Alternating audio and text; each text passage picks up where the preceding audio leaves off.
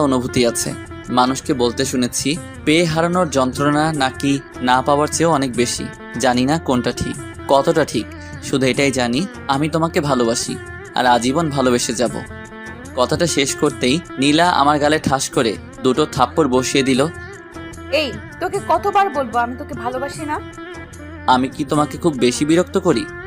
আমি বাসায় যাব। আমি আর কিছু বললাম না।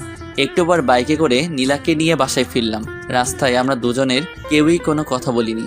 বাসায় ফিরেই আমি আমার রুমে চলে আসলাম। দুপুরে আম্মু ডাকতেই আমি নিচে গিয়ে খাবার খেয়ে আবার আমার রুমে চলে আসলাম। তারপর ঘুমিয়ে পড়লাম। বিকেলে ঘুমটা ভাঙতেই ফ্রেশ হয়ে আসলাম। তারপর ছাদে গিয়ে দাঁড়িয়ে আছি আর ভাবছি তাহার কথা। অব্র, আমি পিছন ফিরে তাকিয়ে দেখি নীলা দাঁড়িয়ে আছে। কিছু বলবে? সরি, আসলে তখন মাথাটা প্রচুর গরম হয়ে গিয়েছিল তাই। আমি মুগ্ধ তার বিচরণে। আর সে ব্যস্ত নতুনের সন্ধানে। হায় রে ভালোবাসা। আমি নীলার দিকে তাকিয়ে কথাটা একটু হাসার চেষ্টা করে বললাম। তারপর আমি সোজা নিচে চলে আসলাম। এসে আম্মুর পাশে বসলাম। কিরে, তোর কি মন খারাপ? না। নীলার সাথে গল্প কর, দেখবি মন ভালো হয়ে যাবে। তোমার বান্ধবীর মেয়ে মানে নীলা কবে ওদের বাসায় যাবে? কালকে সকালে। আচ্ছা আম্মু, আমি আসি।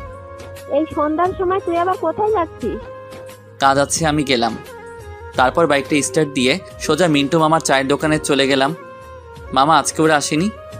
আসছিল, একটু আগে চলে গেছে। ও।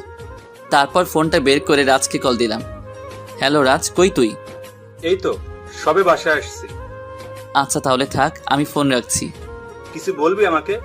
ভাবছিলাম আজকে আড্ডা দিব, কিন্তু তুই তো বাসায়। আচ্ছা আজ না হয় বাদ দে, অন্য একদিন আড্ডা দিব। হুম। তারপর ফোনটা রেখে দিলাম।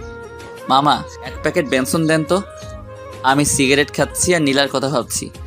কিরে মাম্মা, আমার রাইখা খায়া ফেলাইছস? আমি পিছন ফিরে দেখি রাজ দাঁড়িয়ে। কিরে তুই না বাসায় চলে গেলি আবার এখানে? আরে দূর, আমি তো বাসায় যাইনি, ওর কাছে গেছিলাম। ও আবার কে রে? দূর বা, তুই জানোস না?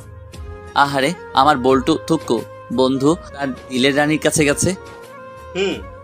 আপনারা বোঝেন নাই? আমার বন্ধু ওর গার্লফ্রেন্ডের কাছে গেছিল, আর ওর নাম দিলের রানী, থুক্কু রানী। আরে এটা দে। ওকেও একটা দিলাম। তারপর দুজন একসাথে খেতে লাগলাম। অব্র, আমাকে একটা সত্যি কথা বলবি? বল।